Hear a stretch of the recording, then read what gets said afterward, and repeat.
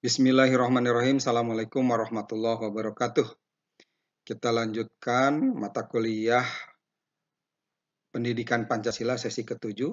Kita bahas Pancasila sebagai sistem filsafat. Pengertian filsafat Pancasila sebagai sistem. Kesatuan sila-sila Pancasila sebagai sebuah sistem filsafat dari nilai-nilai Pancasila yang menjadi dasar dan arah keseimbangan antara hak dan kewajiban. Pengertian filsafat Pitagoras. Filsafat atau filosofia berasal dari kata philos atau philein yang berarti cinta, pecinta, mencintai. Sementara sophia berarti kebijakan, kearifan, hikmah, hakikat, kebenaran, cinta pada kebijaksanaan atau kebenaran yang hakiki.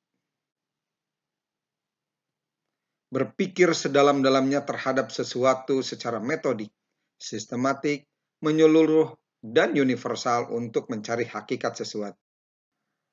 Ada 3 hal yang mendorong manusia untuk berfilsafat, yaitu keheranan. Rasa heran itu akan mendorong untuk menyelidiki. Yang kedua, kesangsian, di mana sikap ini sangat berguna untuk menemukan titik pangkal yang kemudian tidak disangsikan lagi. Yang ketiga, kesadaran akan keterbatasan manusia jika menyadari bahwa dirinya sangat kecil dan lemah, terutama bila dibandingkan dengan alam sekelilingnya. Filsafat sebagai kegiatan olah pikir manusia. Filsafat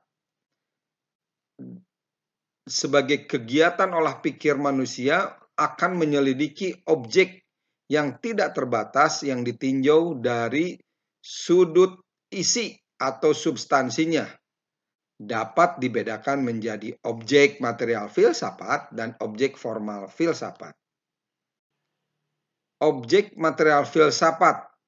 Objek ini membahas filsafat yang mencakup segala sesuatu, baik yang bersifat material, konkret, seperti manusia, alam, benda, binatang, dan lain-lain, maupun sesuatu yang bersifat abstrak, spiritual, seperti nilai-nilai, ide, ideologi, moral, pandangan hidup, dan lain sebagainya. Sementara objek formal filsafat merupakan cara memandang seseorang atau peneliti terhadap objek material tersebut. Terdapat berbagai macam sudut pandang filsafat yang merupakan cabang-cabang filsafat. Adapun cabang-cabang filsafat yang pokok adalah pertama, metafisika yang membahas tentang hal-hal yang bereksistensi di balik fisis yang meliputi bidang ontologi. Ini membicarakan teori sifat dasar dan ragam kenyataan. Kosmologi membicarakan tentang teori umum mengenai proses kenyataan dan antropologi. Epistemologi merupakan pikiran-pikiran dengan hakikat pengetahuan dan juga kebenaran. Sementara yang ketiga, metodologi. Ini merupakan ilmu yang membicarakan cara atau jalan untuk memperoleh pengetahuan. Yang keempat, logika membicarakan tentang aturan-aturan berpikir agar dapat mengambil kesimpulan yang benar. Selanjutnya, etika membicarakan hal-hal yang berkaitan dengan tingkah laku manusia tentang baik dan buruk. Dan yang terakhir, estetika membicarakan hal-hal yang berkaitan dengan hakikat keindahan dan kejelekan. Aliran-aliran filsafat terdiri dari aliran materialisme, aliran idealisme atau spiritualisme, dan yang ketiga, aliran realisme. Dipahami aliran materialisme ini akan mengajarkan bahwa hakikat realitas kesemestaan termasuk makhluk hidup dan manusia adalah materi. Semua realitas itu ditentukan oleh materi, misalkan benda ekonomi ataupun juga makanan, yang terikat pada hukum alam, yaitu hukum sebab akibat, atau disebut juga hukum kausalitas yang bersifat objektif. Yang kedua, aliran idealisme atau spiritualisme mengajarkan bahwa ide dan spirit manusia yang menentukan hidup dan pengertian manusia. Jadi hakikat diri dan kenyataan kesemestaan adalah akal budi yang merupakan unsur dari ide dan spirit. Yang ketiga, realitas kesemestaan, terutama kehidupan, bukanlah benda atau materi semata-mata. Realitas adalah panduan benda atau materi dan jasmani dengan yang non-materi atau spiritual, jiwa, dan kerohanian. Jadi dipahami bahwa menurut aliran ini realitas merupakan sintesis antara jasmaniah, rohaniah, materi, dan non-materi. Pancasila sebagai sistem filsafat. Pancasila dipahami sebagai jati diri bangsa Indonesia yang secara kausa materialisme memiliki nilai-nilai yang di dalamnya Pancasila sudah ada dan hidup sejak zaman dahulu yang tercermin dalam berbagai unsur kehidupan sehari-hari. Rumusan kesatuan sila-sila Pancasila ini merupakan satu sistem di mana dipahami bahwa sistem merupakan satu kesatuan dari bagian-bagian yang saling berhubungan, saling bekerja sama untuk satu tujuan tertentu, dan secara keseluruhan merupakan satu kesatuan yang utuh. Sekarang bagaimana dengan Pancasila? Kalau dilihat dari ciri-ciri sistem, yaitu satu kesatuan dari bagian-bagian tersebut yang mempunyai fungsi sendiri-sendiri, saling berhubungan dan saling ketergantungan. Kesemuanya dimaksudkan untuk mencapai satu tujuan bersama yang merupakan tujuan dari sistem yang terjadi dalam satu lingkungan yang kompleks.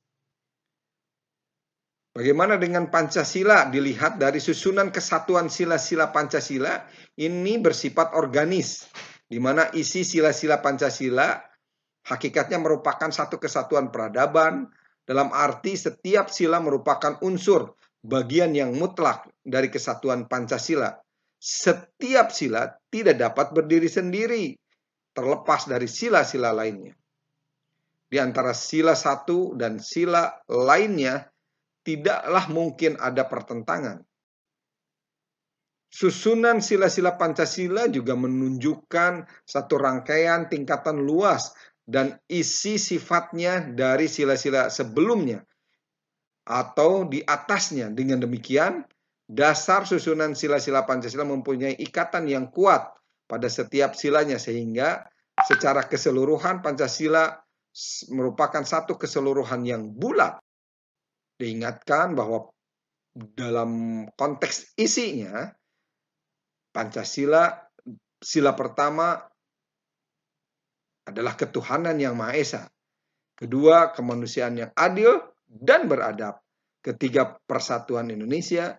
Keempat, kerakyatan yang dipimpin oleh hikmah kebijaksanaan dalam permusyawaratan perwakilan. Dan yang kelima, tujuan Pancasila adalah membentuk keadilan sosial bagi seluruh rakyat Indonesia. 5 rumusan hubungan kesatuan sila-sila Pancasila ini saling mengisi dan saling mengkualifikasi, di mana setiap sila terkandung di dalamnya nilai 4 sila lainnya. Dengan kata lain, dalam setiap sila senantiasa dikualifikasi oleh keempat sila lainnya. Kesatuan sila-sila Pancasila sebagai satu sistem filsafat dipahami yang pertama, adanya aspek ontologis yang merupakan bidang filsafat yang menyelidiki makna yang ada. Ini merupakan eksistensi dan keberadaan yang bersumber dari sesuatu yang ada, jenis yang ada, hakikat yang ada, termasuk di dalamnya alam, manusia, metafisika, dan kesemestaan atau kosmologi. Dasar ontologi Pancasila adalah manusia yang memiliki hakikat mutlak monopluralis. Oleh karenanya disebut juga sebagai dasar antropologis. Yang kedua, aspek epistemologis, di mana epistemologis adalah bidang atau cabang filsafat yang menyelidiki asal, syarat, susunan, metode, dan validitas ilmu pengetahuan. Sehingga Pancasila sebagai satu sistem filsafat pada hakikatnya merupakan satu sistem pengetahuan, satu sistem cita-cita dan keyakinan, sehingga telah menjelma menjadi ideologi, di mana di dalamnya mengandung 3 unsur, yaitu logos, rasionalitas, pathos, penghayatan, dan etos, kesusilaan. Yang ketiga, aspek aksiologi, di mana aksiologi mempunyai arti nilai, manfaat, pikiran, ataupun ilmu. Dipahami juga bahwa aksiologi merupakan cabang filsafat yang menyelidiki tingkah laku moral yang mewujud dalam bentuk etika, ekspresi etika, atau juga seni dan keindahan. Begitu juga sosial politik yang berwujud dalam ideologi. Sehingga dipahami aksiologi adalah cabang filsafat yang memiliki makna nilai, sumber nilai, jenis nilai, ataupun tingkatan nilai dan hakikat nilai, yang di dalamnya termasuk estetika, etika, ketuhanan, dan agama. Nilai-nilai Pancasila menjadi dasar dan arah keseimbangan antara hak dan kewajiban. Apabila memahami nilai-nilai dari sila-sila Pancasila, akan terkandung beberapa hubungan manusia yang melahirkan keseimbangan antara hak dan kewajiban, yang merupakan hubungan vertikal dan hubungan horizontal secara alamiah. Jadi kesimpulannya yang bisa diperoleh dari filsafat Pancasila adalah Pancasila mampu memberikan jawaban yang mendasar dan menyeluruh atas masalah-masalah asasi filsafat tentang negara Indonesia. Demikian pembahasan kali ini. Mudah-mudahan bermanfaat. Assalamualaikum warahmatullahi wabarakatuh.